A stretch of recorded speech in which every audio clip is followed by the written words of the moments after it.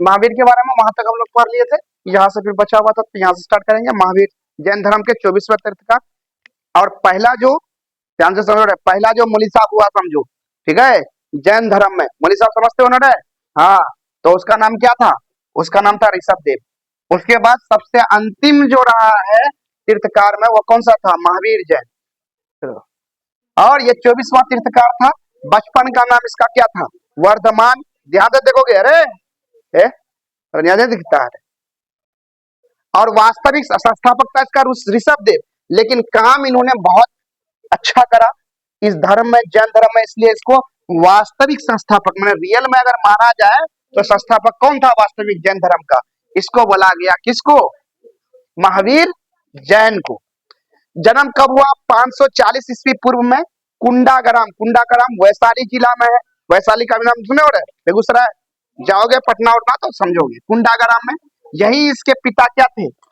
यही एक गायत्रिक वंश के शासक के रूप में इसके पिता रहे हैं।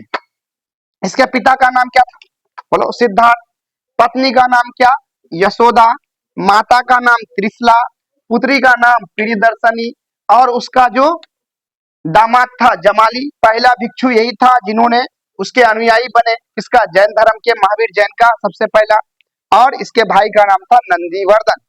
कुंडाग्राम में पिता क्या था? गायत्रिक वंश का। ये वर्ड पूछेगा कि कौन वंश का शासक था, तो कौन वंश का? गायत्रिक वंश का। कितने साल की उम्र में वो संसार के लिए निकल गए, यानी गृह त्याग करा दिया?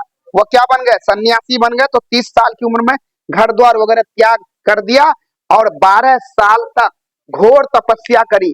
रिजु पूरक, क्या है? रिजु पालिका नदी के किनारे एक पेपर, इसका साल वृक्ष है, उसके नीचे में बैठकर 12 साल के घोर तपस्या के बाद, साधना के बाद, है ना, चिंतन मनन के बाद उसको ज्ञान की प्राप्ति हुई। जब ज्ञान की प्राप्ति हुई तो ज्ञान प्राप्ति के बाद उसको मैंने हाफिज साहब बन गया रहे, तो मौलवी साहब बनने के बाद उसको नाम दिया गया जिन। उसका नाम दिया गया अरहत। उसका नाम दिया गया निर्ग्रंथ। जिन का मतलब होता है विजेता, अरहत का मतलब होता है क्या? और निर्ग्रंथ मतलब होता है बंधन मुक्त। ठीक है। इसका उपदेश दिया उन्होंने जितना भी, सबसे पहला जो उपदेश दिया था राजगीर में दिया था। कहां पे रे? राजगीर। और कौन भाषा में? तो उस समय पर भाषा चलता था प्राकृत भाषा। कौन भाषा? प्राकृत भाषा में उन्होंने पहला उपदेश दिया, और राजगीर में पहला उपदेश दिया। अंतिम जो उन्होंने उपदेश दी वो पावापुरी में, जो नालंदा जिले में जल मंदिर वहीं पे है जैन धर्म का, ठीक है, पावापुरी में वो अंतिम उपदेश दिया। कौन सा उपदेश? अंतिम माने आखिरी बार उपदेश उन्होंने अपना कब दिया? पावापुरी में दिया। ठीक है। और उसके बाद प्रथम जो उनके भिक्षु बने, प्रथम भिक्षु बने, उसको फॉलो करने वाला उस धर्म के सबसे पहला उसका था कौन? जमाली। क्या नाम था? जमाली, जो उनका दामाद था। और ज्ञान प्राप्ति को क्या बोला गया? कैवल्य। जैन धर्म में जैसे मौलवी साहब बन जाता है ना रे, हाफिज जी कहलाता है ना, वैसे ही क्या कहलाना? ज्ञान प्राप्ति के बाद ये कैवल्य कहलाया। क्या कहलाया?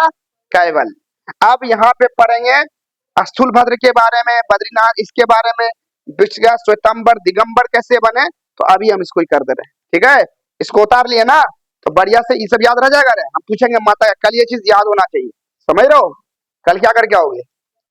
पूरा याद करके आओगे। कौन भाषा में दिया था रे उपदेश? प्राकृत भाषा। पहला उपदेश कहाँ दिया था? राजगीर में। अंतिम उपदेश कहाँ दिया?